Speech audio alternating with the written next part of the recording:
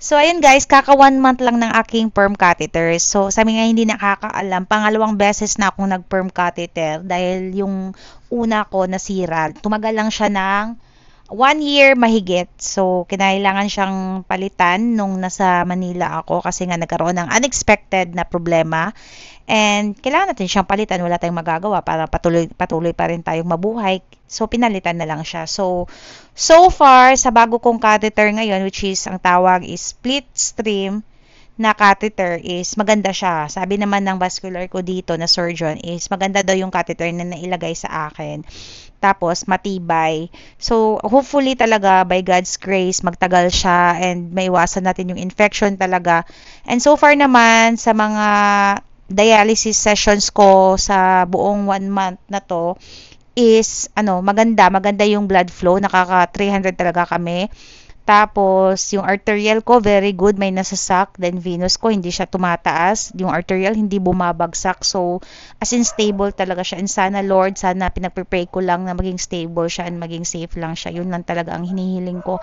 Kasi sobrang hirap, guys, masiraan ng access talaga. Lalong-lalo na kapag limited lang yung mga access natin.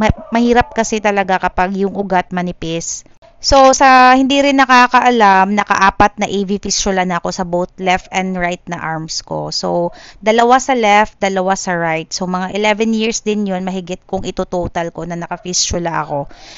Kaso, ang problema, manipis daw talaga yung ugat. Nakikita sa vein mapping. So, yung left ko is sobrang nipis compared sa right ko. Kaya dito sa bago kong perm cut, sa right lang talaga pwedeng magkabit ng perm cut kasi yung left ko, sobrang may bara na talaga siya sa dami ng pinagdaanan na fistula and may catheter pa, may IJ catheter pa dati. Kasi sa IJ catheter, nakapangalawang kabit na rin ako ng IJ. Isa sa left, isa sa right. O, di ba? Ang saya. Ang hirap. Tinatawanan ko lang siya, guys, pero hindi madali. Pero kailangan pa rin nating lumaban. Hindi madali yung minsan mag-overthink ako kung paano na lang kung maubos yung access. So, wala na talaga mapagkabitan. Pero iniisip ko na lang, si Lord na bahala kasi hindi naman natin kontrolado lahat talaga. Hindi tayo sure sa mangyayari. Hindi natin alam kung ano yung mangyayari sa susunod na araw.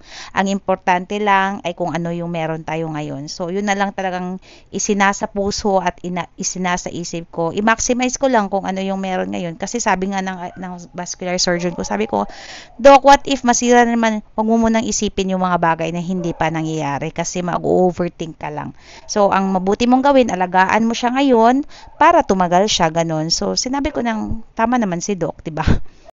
Kaya kayo dyan na naka-AV fistula, alagaan nyo talaga yung mga access nyo. Kasi masarap sa AV fistula. Lahat pwede mong gawin. Pwede maligo ng anli, pwedeng mag-pool, pwede magdagat. Kasi kaming mga naka-perm catheter, limited na lang talaga. Pwede kaming magbabad, pero hindi talaga pwedeng isoak ng matagal yung aming katawan. Kasi alam nyo na, due to nag-iiwas sa infection, mga ganun, hindi pwedeng mabasa. Kaya mag-iingat na lang kami kaysa nag-enjoy nga kami pero napahamak naman kami, 'di ba?